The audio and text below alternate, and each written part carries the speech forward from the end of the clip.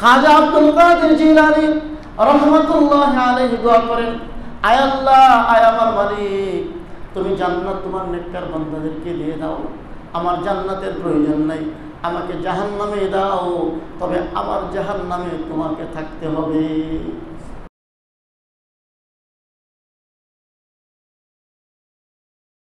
আল্লাহ তাখাফু, সামনের গন্তব্যে তুমি পৌঁছবে, তোমার এখন মৃত্যু হবে, যাবে কবরে, যাবে হাসরে, যাবে পুলসিরাতে, এরপরে জান্নাত পর্যন্ত পৌঁছতে যে লম্বা পথ, এই পথে তোমাকে কোনো ভয় পেতে হবে না। ওয়ালা তাহজানু, আর তুমি তোমার সন্তান সন্ততি আপনজন এদেরকে রেখে যাচ্ছ, এদের জন্য তোমার কোনো চিন্তা করতে হবে না। ওয়া আবশিরু বিল জান্নাহ, আর জান্নাতের সুসংবাদ গ্রহণ করো, আল্লাতী কুনতুম তুআদুন, যে জান্নাতের প্রতিশ্রুতি কোরআনে হাদিসে আল্লাহ তার রাসূলের মাধ্যমে তোমাদেরকে দিয়েছিলেন, ওই জান্নাতের প্রতিশ্রুতি আর সুসংবাদ এখন তোমাদেরকে দেওয়া হচ্ছে। শুধু কি তাই, আরো কি বলেন, নাহনু আউলিয়াউকুম ফিল হায়াতিদ দুনিয়া ওয়া ফিল আখিরাহ, আমরা এই রহমতের ফেরেশতারা তোমাদের ইহকালে তোমাদের সঙ্গী ছিলাম, পরকালে জান্নাতে পৌঁছানো পর্যন্ত তোমাদের সঙ্গে থাকবো, এক মুহূর্তের জন্য তোমাদের থেকে বিচ্ছিন্ন হব। আল্লাহ রাব্বুল আলামিন বলছেন, এগুলো হবে কার জন্য? যারা বলবে আমাদের রব আল্লাহ এবং এই দাবির উপর অবিচল থাকবে। রাসূল আকরাম সাল্লাল্লাহু আলাইহি ওয়াসাল্লাম আমার তেলাওয়াতকৃত হাদিসের মধ্যে বলেন, মান আহাব্বা লিকা আল্লাহি আহাব্বাল্লাহু লিকাআহু, যে আল্লাহর সাথে মিলতে পছন্দ করে, আল্লাহর সাথে সাক্ষাৎ হওয়াকে পছন্দ করে, আল্লাহ তাআলাও তার সাথে সাক্ষাৎ করাকে পছন্দ করে। যেই বান্দা আল্লাহর সাথে সাক্ষাৎ করতে চায়, আল্লাহও তার সাথে সাক্ষাৎ করতে চান।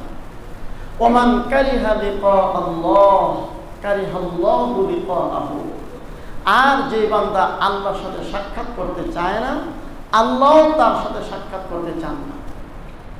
কোন বান্দা আল্লাহর সাথে সাক্ষাৎ করতে চায়? যেই বান্দার সাথে আল্লাহর মহব্বত, ভালোবাসা, প্রেমের সম্পর্ক আছে। আর যে বান্দার সাথে আল্লাহর মহব্বত, ভালোবাসার সম্পর্ক নাই, সে আল্লাহর সাথে সাক্ষাৎ করতে চায়। এই হাদিস যখন নবীজি বললেন, সাহাবায়ে কেরাম অবাক হলেন। এর দ্বারা তো বোঝা যায় আল্লাহর সাথে সাক্ষাৎ করতে চাওয়া মানে হচ্ছে মৃত্যুবরণ করতে চাওয়া। অর্থাৎ সারমর্ম হলো এই, যে মৃত্যুবরণ করতে চায় আল্লাহ তার সাথে সাক্ষাৎ করাকে পছন্দ করেন, আর যে মৃত্যুবরণ করতে চায় না আল্লাহ তার সাক্ষাৎকে পছন্দ করেন না। কারণ বান্দা আল্লাহর সাথে সাক্ষাৎ করবে কিসের মাধ্যমে? মৃত্যুর মাধ্যমে। যেন নবীজি এই কথা বোঝালেন, যে প্রকৃত আল্লাহর বন্ধু হয়, আল্লাহর প্রেমিক হয়, আল্লাহর আশিক হয়, সে কখনো মৃত্যুকে ভয় পায় না, মৃত্যুকে সে আলিঙ্গন করতে প্রস্তুত থাকে। এই হাদিস যখন নবীজি বললেন, আম্মা জান আয়েশা এবং অনেক সাহাবা রাদিয়াল্লাহু আনহুম আজমাইন তারা নবীজিকে প্রশ্ন করলেন, ইয়া রাসূলুল্লাহ, আমাদের কেউই তো মৃত্যুকে পছন্দ করে না, আমাদের কেউই তো মরতে চায় না, আমাদের সবাই তো বাঁচতে চায়। তো আপনি যে বললেন যারা আল্লাহকে সাক্ষাৎ করতে, আল্লাহর সাথে সাক্ষাৎ করতে পছন্দ করে, আল্লাহ তাদের সাথে সাক্ষাৎ করতে পছন্দ করেন, যার সারমর্ম হলো যারা মৃত্যুবরণ করতে পছন্দ করে, আমরা তো কেউ মরারে পছন্দ করি না। নবীজি তখন বললেন, তোমরা এই হাদিসের মর্ম বুঝতে ভুল করেছ। এই হাদিসের মর্ম হলো, যখন মানুষ অন্তিমকালে মৃত্যু শয্যায় থাকে আর আল্লাহর পক্ষ থেকে রহমতের ফেরেশতা চলে আসে, আর ওই রহমতের ফেরেশতারা তাকে জান্নাতের সুসংবাদ শোনায়, তার সামনের জন্য কোনো ভয়ভীতি নাই, এই যে সুসংবাদ শোনাতে থাকে, এই সুসংবাদগুলো পাওয়ার পর যেই বান্দারা মৃত্যুর জন্য তৈরি হয়ে যায়, আল্লাহর সাথে মোলাকাতের জন্য তৈরি হয়ে যায়, এই বান্দা হচ্ছে প্রিয় বান্দা, আল্লাহ তাদের মোলাকাতের জন্য প্রস্তুত। পক্ষান্তরে যাদের মৃত্যুর সময় আল্লাহর রহমতের ফেরেশতা আসে না, আল্লাহর গজবের ফেরেশতা আসে, পরকালীন ভয়ানক দৃশ্যগুলো তার সামনে চলে আসে, আর ওই ভয়ঙ্কর দৃশ্যগুলো দেখার পর সে আর মরতে চায় না, আর বাঁচতে চায়, এমন বান্দা আল্লাহকেও পছন্দ করে না, আল্লাহও তাকে পছন্দ করে না। তা মানুষ যে মরতে চায় না এটা হচ্ছে স্বাভাবিক অবস্থার কথা, কিন্তু যখন মৃত্যুর সময় হয় আল্লাহর রহমতের ফেরেশতা চলে আসে, তাকে সুসংবাদ শোনাইতে থাকে, তখন আল্লাহর প্রিয় বান্দা যারা থাকে তখন তারা মৃত্যুর জন্য পাগল পারা হয়ে যায়। আর ওই সময়টার ব্যাপারে আল্লাহ তাআলা বলেছেন তখন রহমতের ফেরেশতারা সুসংবাদ শোনাইতে থাকে, আর মানুষগুলো আল্লাহর দিকে আল্লাহর সাথে সাক্ষাতের জন্য পাগল পার হয়ে চলতে থাকে। গত জুমায় আলোচনা করেছিলাম 5 জন নবীর মৃত্যুর কথা, এবং সর্বশেষ আমাদের নবীজির মৃত্যুর আলোচনা আমরা শুনেছিলাম। নবীজি মৃত্যুকালেও নবীজির কষ্ট হচ্ছিল, আর বলতেছিলেন আল্লাহুম্মা আইন্নি আলা গমরাতিল মউত, আল্লাহুম্মা আইন্নি আলা সাকরাতিল মউত। আয় আল্লাহ, মৃত্যু যন্ত্রণায় আমাকে সাহায্য করো, মৃত্যু যন্ত্রণা তো বড় কঠিন। নবীজি এই কথা বলতেছিলেন। এর দ্বারা বোঝা যায় মৃত্যু যন্ত্রণা সকলেরই হয়। যেহেতু নবীগণের মৃত্যু যন্ত্রণা হয়েছে, সুতরাং সকলেরই মৃত্যু যন্ত্রণা হবে, আমাদেরও হবে, আপনাদেরও হবে, সকলেরই হবে, এটা সুনিশ্চিত। আর এই দিক থেকে আল্লাহ তাআলা বলছেন রহমতের ফেরেশতা আসে সুসংবাদ শোনায়। এর সারমর্ম হলো এই, মৃত্যু যন্ত্রণা আপন জায়গায় ঠিক থাকবে, এটা হচ্ছে স্বভাবগত বিষয়, কিন্তু এই যন্ত্রণায় বান্দা যেন পেরেশান হয়ে না যায়, কষ্ট যেন না পায়, তার শারীরিক কষ্টটাকে আনন্দ দেওয়ার জন্য অসংখ্য অগণিত রহমতের ফেরেশতা চলে আসে।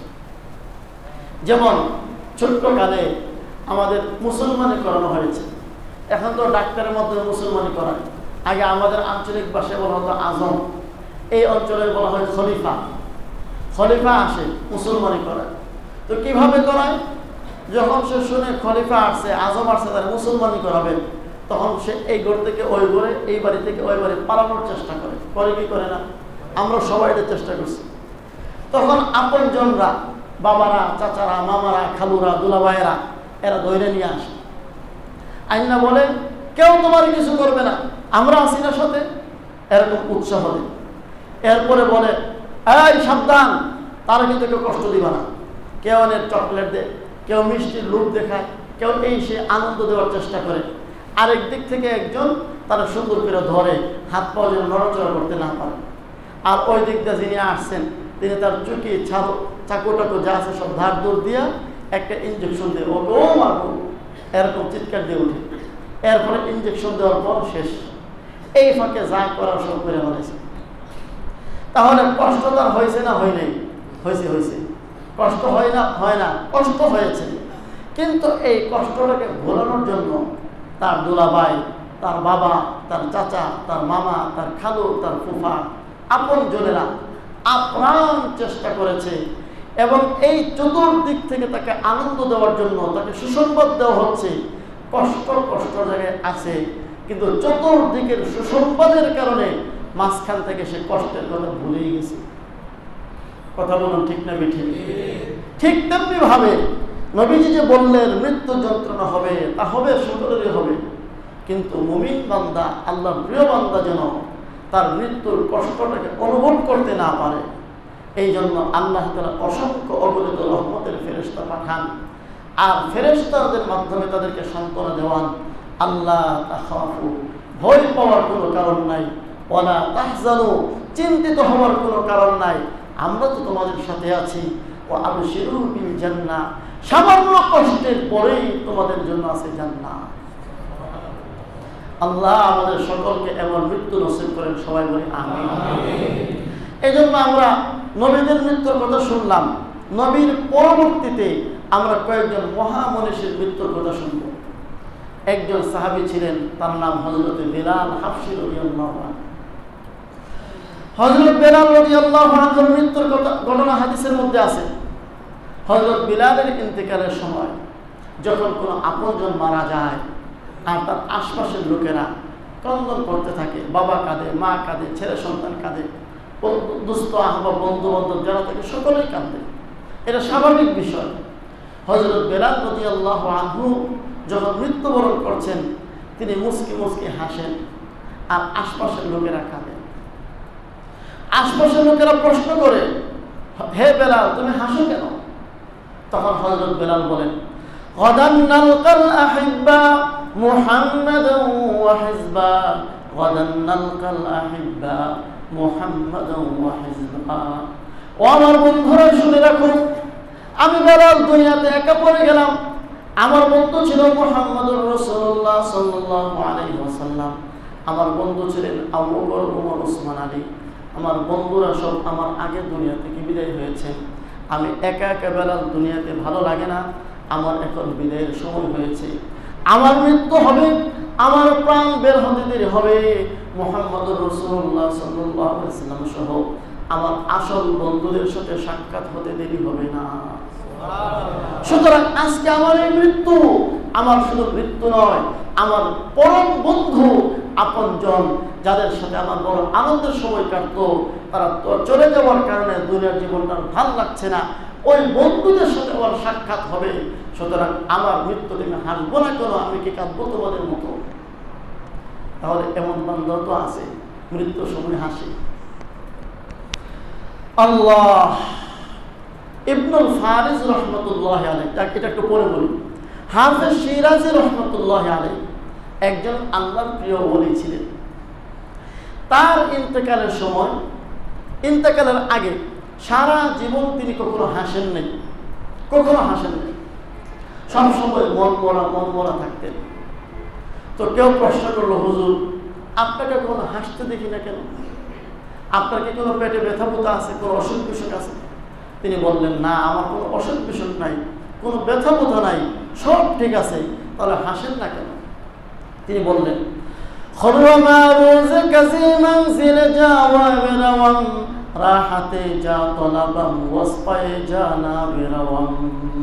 হে প্রশ্নকারী, তুমি আমাকে প্রশ্ন করেছো আমার পেটে কি কোনো ব্যথা বোথা আছে, অসুখ বিসুখ আছে? আল্লাহর কসম, আমার কোনো অসুখ বিসুখ নেই, কোনো ব্যথা বোথা নাই। তবে আমি হাসি না কেন? এর কারণ হচ্ছে এই ইহকাল আমার ভালো লাগে না। আমার মহান মালিক আল্লাহ রাব্বুল আলামিন আমার বন্ধু, আমার প্যারা হাবিব সাল্লাল্লাহু আলাইহি ওয়াসাল্লাম আমার বন্ধু, তাদের সাথে সাক্ষাৎ হচ্ছে না, এই জন্য আমার ভালো লাগে না। আর এই কারণে আমি হাসি না। আমি তো ওই দিন হাসবো যেদিন আমি মৃত্যুবরণ করে পরকালের দিকে যাত্রা শুরু করব।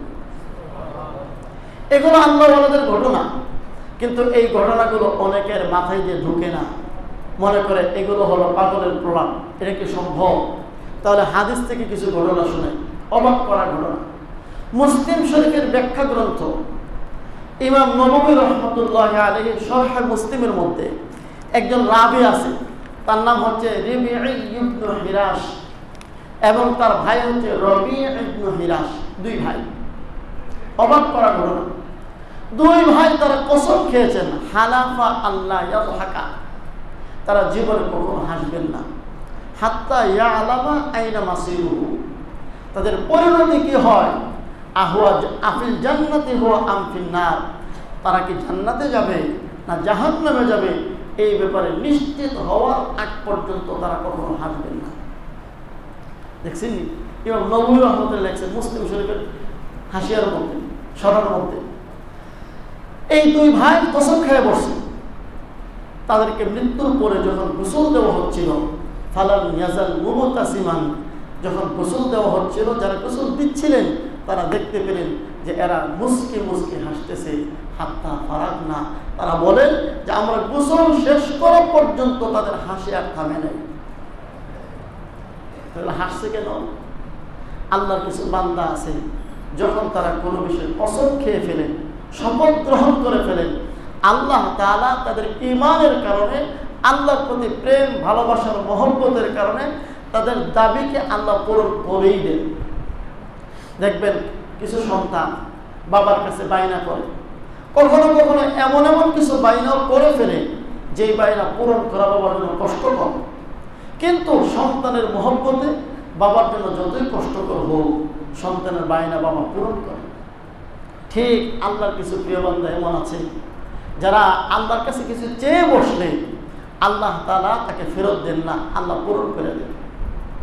তো রবি বিন হিরাশ এবং রিবিঈ ইবনে হিরাশ তারা আল্লাহর সাথে শপথ করেছেন, আল্লাহ আমি হাসবো না কোনোদিন, আমি জান্নাতে না জাহান্নামে, এই দৃশ্য যতক্ষণ পর্যন্ত না দেখব ততদিন পর্যন্ত হাসবো না। আল্লাহ পূরণ করিয়েছেন, মৃত্যুর সময় থেকে হাসা শুরু, এবার পরকালের দিকে যাত্রা শুরু হয়েছে। হাসতে হাসতে তারা যাত্রা করেছে। ফরিদউদ্দিন আত্তার রহমতুল্লাহ আলাইহি একজন আল্লাহর ওলি ছিলেন। আমাদের কওমি মাদ্রাসায় ওনার লিখিত একটা কিতাব পড়ানো হয়। কিতাবটার নাম হচ্ছে পান্দেনামা, নসিহতনামা। তিনি প্রথম জমানায় খুব বড় আল্লাহওয়ালা ছিলেন না, সাধারণ একজন যুবক ছিলেন। তিনি তার আপন চাচার দোকানে ম্যানেজার হিসেবে চাকরি করতেন। একবার দোকানে বসা যুবক মানুষ একজন ভিক্ষুক আসলো, বাহ্যিকভাবে ভিক্ষুক। ভিক্ষুক এসে বলল, হে যুবক দোকানের ম্যানেজার, আমি তোমাকে আল্লাহর নামের দোহাই দিয়ে বলছি, তুমি আমাকে সহযোগিতা করো, আমি বিপদগ্রস্ত মানুষ। এমন আমাদের জীবনে ঘটনা ঘটে কি ঘটে না? যুবক, সে তার যৌবনের তাড়না আছে, যৌবনের উত্তাপ তার দেহের মধ্যে, সে তার যৌবন থেকে জবাব দিল। কিন্তু মনে রাখতে হবে, সব ভিক্ষুক কিন্তু একরকমের হয় না। কিছু ভিক্ষুক এমনও হতে পারে যা আল্লাহর পক্ষ থেকে পরীক্ষা হিসেবে কারো কাছে পাঠানো হয়। এই ভিক্ষুক, তিনি সাধারণ ভিক্ষুক ছিলেন না, তার মাথা থেকে পা পর্যন্ত আল্লাহ নবীর সুন্নতে সুসজ্জিত ছিল। অনেক সময় পাগল বেশে রাস্তাঘাটেও কিছু মানুষ চলাফেরা করে। পাগল দুই প্রকার। এক প্রকার পাগলকে বলা হয় মাজনুন, যার মাথার স্ক্রু ঢিলা, তার সরাসরি নাই, পাক নাই, উজু গোসল নাই, ল্যাংটা চলাফেরা করে। এই জাতীয় লোকদেরকে বলা হয় মাজনুন। আরেক প্রকার লোক থাকে, এদেরকে বলা হয় মাজজুব। মাজজুব কারা? বাহ্যিকভাবে মনে হবে এরা কিচ্ছু বোঝে না, কিচ্ছু জানে না, পাগল, কিন্তু ভিতরে ভিতরে ঠিকই এদের সাথে আল্লাহ এবং আল্লাহ রাসূলের প্রেম ভালোবাসা অত্যন্ত সুগভীর। এদেরকে অনেক সময় সমাজের মানুষ চিনতে পারে না, বুঝতে পারে না। নবীজি হাদিসে বলেছেন, রুব্বা আশআসা আগবারা, কিছু পাগল এমন থাকে, মানুষ মনে করে পাগল, চুলগুলো এলোমেলো, কাপড়গুলো ময়লা আবর্জনায় ভরা, কিন্তু লাউ আকসামা আলাল্লাহ লা আবাররাহু, তারা আল্লাহর সাথে এমন গভীর সম্পর্ক রাখে, এমন প্রেম ভালোবাসার সম্পর্ক রাখে, তারা যদি আল্লাহর কাছে কসম খেয়ে কিছু বলে ফেলে, আল্লাহ তাআলা তা পূরণ করে দেন। এই পাগল এমন টাইপের ছিল। তিনি এসে বললেন, হে যুবক, আল্লাহর নামের দোহাই দিয়ে বলছি, আমি বিপদগ্রস্ত, আমাকে সাহায্য করো, অর্থাৎ আমাকে কিছু টাকা পয়সা দাও। যুবক তার যৌবনের তাড়না থেকে উত্তর দিলেন যে, তোমার বাবাইকে এখানে গাছ লাগাই গেছে, টাকার গাছ, তোমার টাকা দিতাম, এরকম আমরা অবশ্য বলি না। এইভাবে উত্তর দিছে। তার স্বাভাবিক যেভাবে উত্তর দেওয়ার দরকার, যুবক মানুষ হিসাবে উত্তর দিছে।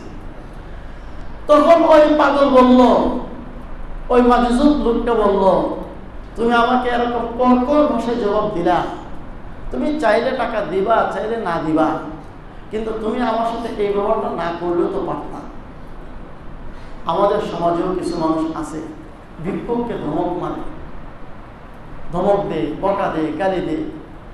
আমরা টাকা দেওয়া না দেওয়া আমার ইচ্ছা, কিন্তু ধমক দেওয়া, বকা দেওয়ার কোনো অধিকার কিন্তু আমাদের নাই, মনে রাখতে হবে।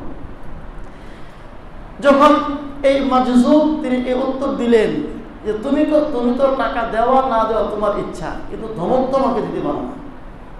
তখন যুবক আরো ক্ষিপ্ত হলো।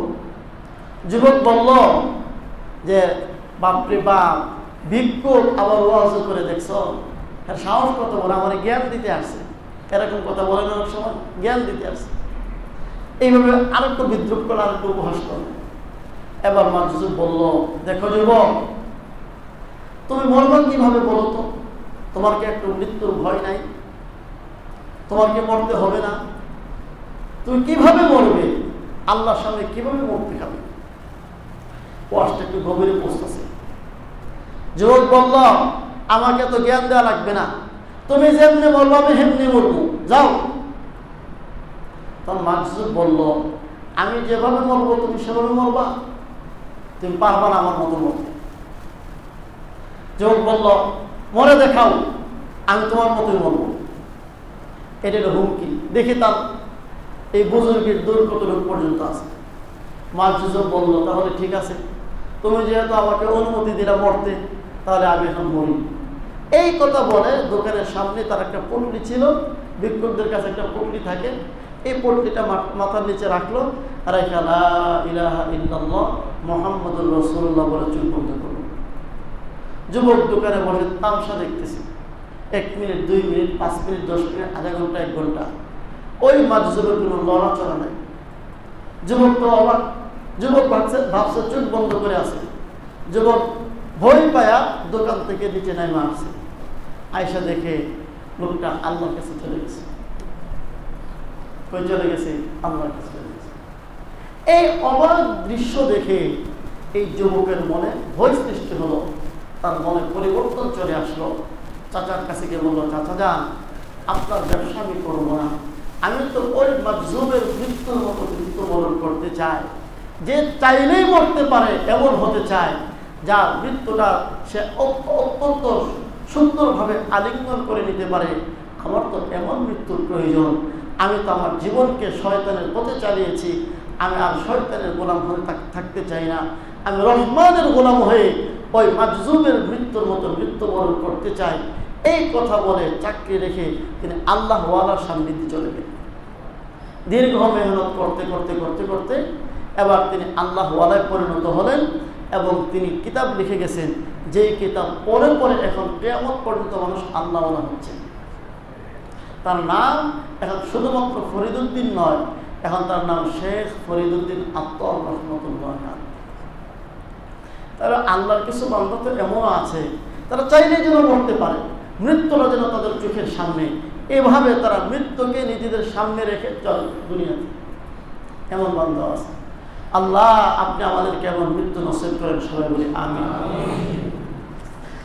আবু বকর ইবনে আইয়াশ রাহমাতুল্লাহি আলাইহি মুসলিম শরীফের একজন বর্ণনাকারী রাবী, আবু বকর ইবনে আইয়াশ রাহমাতুল্লাহি আলাইহি ইমাম নববী রাহমাতুল্লাহ লিখেছেন মুসলিম শরীফের ব্যাখ্যা গ্রন্থে, যে তার মৃত্যুর সময় স্বাভাবিকভাবে সন্তান ব্যতীত থাকে বাবার মৃত্যুতে এবং কান্নাকাটি করেন, আর মা বাবারা সাধ্যমতো সন্তানদেরকে নসিহত করেন মৃত্যুর সময়। আমরা আমাদের সন্তানদেরকে কি নসিহত করি? যে আমার সন্তানরা, তোমার ওই জায়গা, তোমার ওই জমি, আমার ব্যাংক ব্যালেন্স এই আছে সেই আছে, তোমরা এভাবে চলবা, এগুলো বলি। কিন্তু দেখুন আবু বকর ইবনে আইয়াশ রাহমাতুল্লাহ তার সন্তানকে নসিহত করছেন, ইয়া বুনাইয়া ইয়াকা আন তা'সিয়াল্লাহ ফি হাদিল গুরফা, হে আমার কলিজার টুকরা সন্তান, আমি এই কামরায় দীর্ঘ সময় কাটিয়েছি, আমার কামরায় তুমি আল্লাহর কোন নাফরমানি করবা। যে কামরায় আমি জীবন যাপন করলাম, আমার মৃত্যুর পরে এই কামরা তোমার হবে, এই ঘর তোমার হবে, আমার এই ঘরে তুমি আল্লাহর নাফরমানি করো না। কারণ ফাইন্নী খতামতু ফিহা 12,000 খতমাতিন, আমি আমার এই ঘরে 12,000 বার কোরআন কারীম খতম করেছি। দেখছেন কি নসিহত করে সন্তানকে। তার মেয়ে কাঁদতেছে মৃত্যুর সময়, আবু বকর ইবনে আইয়াশ তার মেয়ে মৃত্যুর সময়, বাবা মরতেছেন আর মেয়ে কাঁদতেছে, মেয়েকে নসিহত করেন, তখন বিনতিহি ইয়া বুনাইয়া, হে আমার কলিজার টুকরা মেয়ে, লা তাবিকি, ভয় পাইও না, কেঁদো না, আতাখাফিন আন ইউআযযিবানি আল্লাহ, তুমি কি আশঙ্কা করছো যে মহান আল্লাহ আমাকে আযাব দিবেন? নিজের প্রতি, নিজের আমলের প্রতি কতটুকু আস্থাশীল হলে এই কথা বলতে পারেন। ওয়াকাদ খতামতু ফি হাযিহি যাবিয়া 14 খতমাতান, 24 খতমাতান, আমি এই কোনায় মানে এই কামরার মধ্যে 24,000 বার কোরআন কারীমের খতম করেছি। দেখেছেন মৃত্যু কি জিনিস, আর মৃত্যুকে আল্লাহ তাআলার প্রিয় বান্দারা কিভাবে বরণ করে নিয়েছেন। এমন মৃত্যু যেন আল্লাহ আমাদের সকলকে নসিব করেন, সবাই বলি আমিন। হযরত ইমাম বুখারী রাহমাতুল্লাহর নাম আমরা শুনছি। হযরত ইমাম বুখারী রাহমাতুল্লাহ আলাইহি ওনার নিজ দেশে ওনাকে একদল লোক বেদাআতি তকমা দিল। দেখেন ইমাম বুখারীর মতো বড় আলেম কি পৃথিবীতে এখন কেউ আছে? কেউ না, এত বড় আলেম ভবিষ্যতে হবে কিনা আল্লাহ ভালো জানেন। তো এত বড় আলেমকেও বেদাতি তকমা দেওয়া হয়েছে। সুতরাং কোনো আলেম এমন নয় যে তার দুষ্ট সমালোচনাকারী কেউ থাকে না। এমনকি ওনার নিজ এলাকা থেকে ওনাকে বিতাড়িত করা হয়েছে। উনি চলতে চলতে চলতে চলতে নিজ এলাকা ছেড়ে খরদম নামক এক এলাকায় চলে গেলেন। সেখানে যাওয়ার পর ওখানেও এই এলাকার লোকজন ওখানের লোকজনের সাথে যোগাযোগ করে সেখানেও তার জন্য এক অস্থিতিশীল পরিবেশ তৈরি করল। ইমাম বুখারী রহমতুল্লাহ আলাইহি এক পর্যায়ে অতিষ্ঠ হয়ে গেলেন, এই দুনিয়ার জীবন আর তার ভালো লাগছে না। এক পর্যায়ে তিনি দোয়া করলেন, আল্লাহুম্মা ইন্নাহু ক্বাদ যাকাত আলাইয়াল আরদু বিমা রাহাবাত ফাকবিরনি ইলাইহি। আয় আল্লাহ, এই জমিন বড় প্রশস্ত, কিন্তু আমি মুহাম্মদ বিন ইসমাইলের জন্য আর প্রশস্ত হই নাই, সংকীর্ণ হয়ে গেছে। কারণ যেখানেই যাই মানুষ আমাকে তিরস্কার করে, বঞ্চনা করে। বোঝার ব্যাপার, যার কিতাব না পড়ে, বুখারী শরীফ না পড়ে কোনো আলেম হতে পারে না। পৃথিবীর কোনো প্রতিষ্ঠান এমন নাই যে প্রতিষ্ঠানের মধ্যে আলেম বানানোর জন্য বুখারী শরীফ পড়ানো হয়। বুখারী শরীফ পড়ে না এমন কোনো আলেম পৃথিবীতে পাওয়া যাবে না। সেই ইমাম বুখারী রহমতুল্লাহ আলাইহিকে পৃথিবীর জমিনে অতিষ্ঠ করে তোলা হয়েছে। তিনি এক পর্যায়ে প্রতিষ্ঠ হয়ে বলেন, আল্লাহ, এই পৃথিবীর জমিন বড় প্রশস্ত, কিন্তু আমি মুহাম্মদ বিন ইসমাইলের জন্য সংকুচিত হয়ে গেছে। ফাকবিরনি ইলাইহি, আপনি আমাকে আপনার কাছে কবুল করে নিয়ে যান। দোয়া করেছেন। রাতে ঈদুল ফিতরের রাত ছিল, ওই রাতে তিনি দুনিয়া থেকে বিদায় হয়ে গেছেন।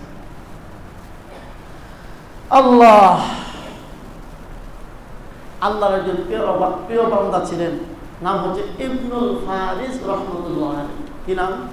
ইবনুল ফারিস। জজবে মারিফত ছোট্ট একটি কিতাব আছে, ওই কিতাবের শেষে এই ইবনুল ফারিস রহমতুল্লাহ ঘটনা লেখা আছে। ওই যে বললাম, আল্লাহ তাআলার কিছু নেক বান্দা এমন যারা বলে রব্বুনাল্লাহ, আমাদের রব আল্লাহ, আল্লাহ তাআলা ফেরেশতা পাঠিয়ে দেন। কিছু বান্দা এমনও আছে যে শুধুমাত্র তারা জান্নাত পেয়ে খুশি না, বরং জান্নাতের যিনি মালিক তার সাক্ষাৎ হওয়ার আগ পর্যন্ত খুশি হতে পারে।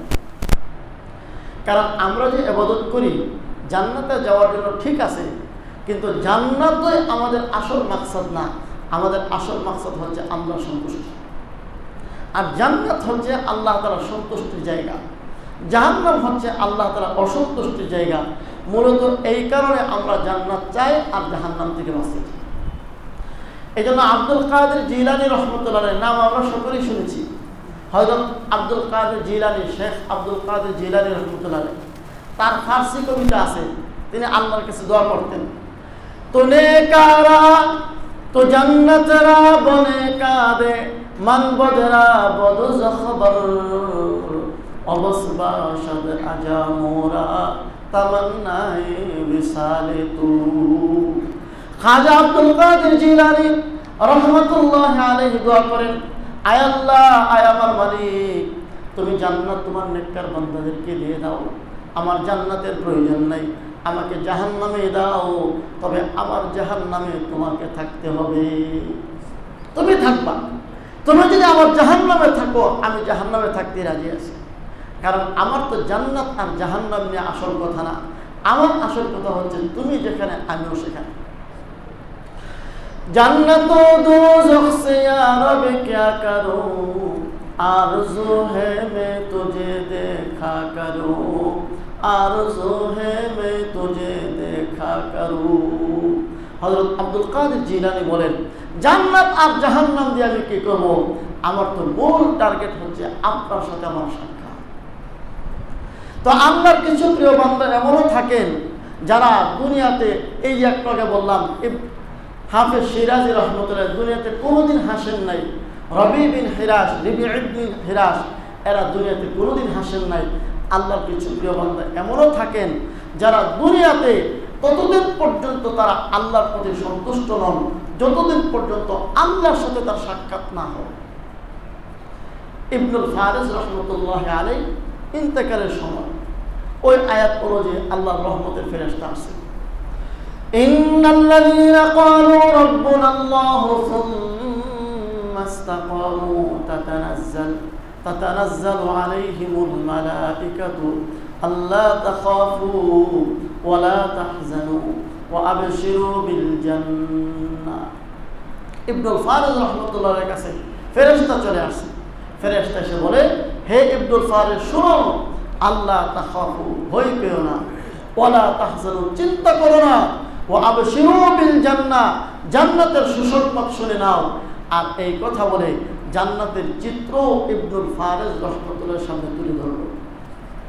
কোন সময়? মৃত্যুর সময়। কোন সময় বলুন তো? যেই বান্দার সামনে মৃত্যুর সময় জান্নাতের চিত্র তুলে ধরা হয়েছে, তার মৃত্যুর যন্ত্রণা হবে, ঠিক আছে, এই যন্ত্রণা কি তার বুঝে আসবে? তার কষ্ট অনুভব হবে? তিনি জান্নাতের চিত্র দেখলেন। আমরা যদি এমন হইতাম, ও বাপরে কত বড় আল্লাহওয়ালা, জান্নাতের চিত্র সামনে আসার পর তার চেহারাটাকে তিনি ঘুরিয়ে ফেলছেন। ঘোড়ায় একটা কবিতা আবৃত্তি করছেন, ইন কানাত মানজিলাতি ফিল হুব্বি ইনদাকুম মা ক্বাদ রাআইতু ফাকাদ যায়্যাতু আইয়ামি। আয় আল্লাহ, আমার সারা জীবনের ইবাদত বন্দেগী আর আমার সারা জীবনের কষ্ট ক্লেশ যা একমাত্র তোমার জন্য হয়েছে, ওই কষ্ট ক্লেশ ইবাদত বন্দেগীর বিনিময় যদি শুধুই জান্নাত হয়ে থাকে, তাহলে তো আমার জীবনটা বৃথা, আমার জীবনটা আমি নষ্ট করলাম, আমার জীবনটা কাজে লাগলো না। দেখছেন কি করে?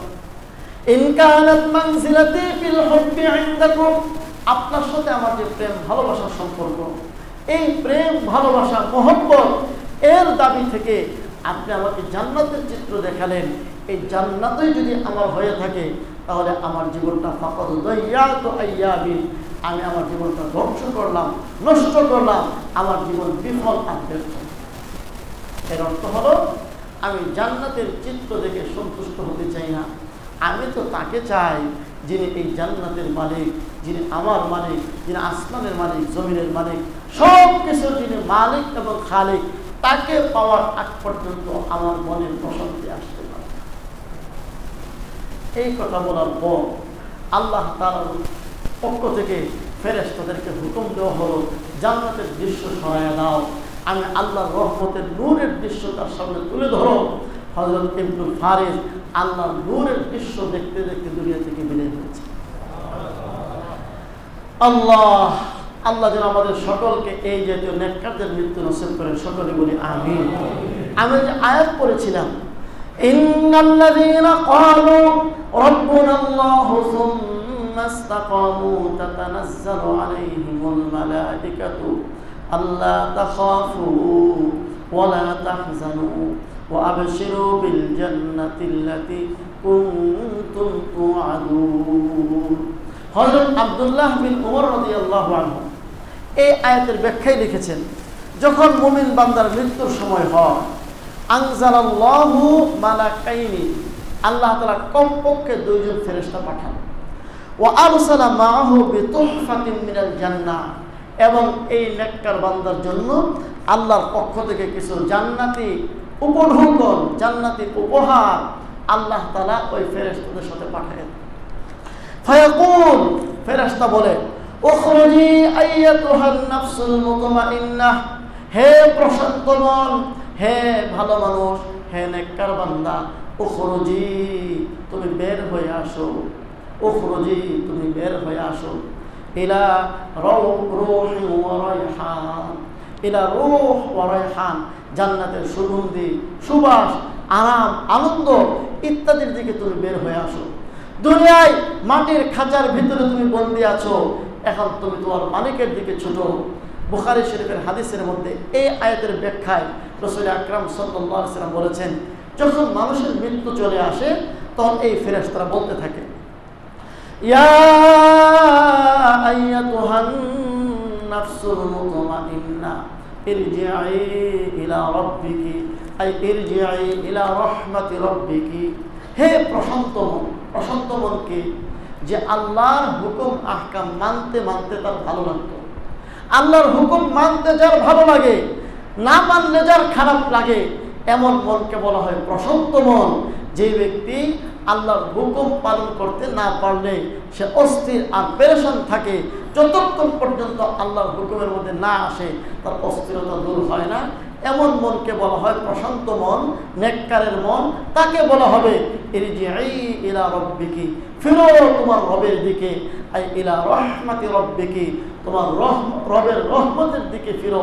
নবীজি বলেন, ফেরেশতা তখন বলতে থাকে ইলা মাগফিরাতিন মিনাল্লাহি ওয়া রিদওয়ানিহি, আল্লাহর ক্ষমার দিকে, আল্লাহর সন্তুষ্টির দিকে বের হয়ে আসো। আর জেনে রাখো ইলা ইরজিই ইলা রাব্বিকি রাদিয়াতাম মারদিয়া, তুমিও আল্লাহর প্রতি খুশি, আল্লাহও তোমার প্রতি খুশি। এই কথাগুলো ফেরেশতা বলতে থাকে। আর ওই মুহূর্তে আজরাইল মালাকুল মউত তিনি জান কবজ করতে থাকেন। একদিক থেকে ফেরেশতা এভাবে বলে, চলে আসো, দুনিয়াতে থাকার কোনো প্রয়োজন নাই, তোমার রব তোমাকে ক্ষমা করেছেন, তোমার জন্য সন্তুষ্টের জগৎ প্রস্তুত করে রেখেছেন, তোমার আর এখানে থাকতে হবে না। এইভাবে ফেরেশতারা সান্ত্বনা দিতে থাকে, আহ্বান করতে থাকে। আর ওই দিক থেকে মালাকুল মউত তার কাজ করতে থাকে। যখন ইন্তেকাল হয়ে যায় তখন এই রূহকে নিয়ে আসমানের দিকে উঠে। রাসূল হযরত আব্দুল্লাহ বিন ওমর রাদিয়াল্লাহু বলেন, ওয়াল মালাইকাতু আলা আরজাইস সামা, আকাশের পথে রহমতের ফেরেশতারা থাকে। যখন এই রূহ উপরের দিকে যাইতে থাকে, ফেরেশতারা বলতে থাকে রূহুন তাইয়্যিবা ওয়া নাসামাতুন তাইয়্যিবা, বড় পবিত্র আত্মা, পবিত্র মানুষ, এই কথা বলা হয়। আর যখন আসমানের কাছে পৌঁছে তখন আসমানের দরজাগুলোকে খুলে দেওয়া হয়। এভাবে চলতে চলতে চলতে চলতে একদম রহমান পর্যন্ত পৌঁছে আল্লাহ রাব্বুল আলামিন তখন বলেন, এটা আমার নেককারের রূহ, এই নেককারদের সাথে তাকে মিলিয়ে দাও, আর কবরের জগতে তার দেহের সাথে তার সঙ্গীত স্থাপন করে দাও, আর বলে দাও ফাআফরিশুহু মিনাল জান্নাহ, জান্নাত থেকে বিছানা লাগাও, ওয়া আলবিসুহু মিনাল জান্নাহ, জান্নাতের পোশাক পরাও, ওয়াফতাহু লাহু বাবান ইলাল জান্নাহ, জান্নাতের সাথে সুযোগ করে দাও, দরজা খুলে দাও। আর বলে দেওয়া হয় নাম কানাউমাতিল আরুস, নতুন জামাই শ্বশুর বাড়িতে যেভাবে আরামে ঘুমায়, কেউ তাকে ডিস্টার্ব করতে আসে না। কবর জগতের 40,000 বছর তুমি আরামে ঘুমাও, তোমাকে কেউ ডিস্টার্ব করবে না। একমাত্র ইসরাফিলের সিংহায় যখন ফুৎকার হবে তখন তোমাকে কবর জগৎ থেকে উঠে নেবে। এগুলো হচ্ছে নেককারের মৃত্যুর দৃশ্য। আল্লাহ যেন আমাদেরকে এমন নেককার হওয়ার তৌফিক দিন, সবাই বলি আমিন। আল্লাহ যেন কালিমে শাহাদাত, মৃত্যুর সময় যেন কালিমে শাহাদা নসিব হয়। আমাদেরকে ফাসেক ফুজ্জারের মতো, বেদিন কাফেরের মতো, আল্লাহ নাফরমানদের মতো আমাদের মৃত্যু যেন না হয়, সকলে বলি আল্লাহুম্মা আমিন। আগামী জুমায় পাপিষ্ঠ, বদকার, বেদিন কাফের যারা হয় তাদের মৃত্যু কেমন হয় বিস্তারিত আলোচনা হবে। আল্লাহ আমাদের সকলকে তৌফিক দান করুন।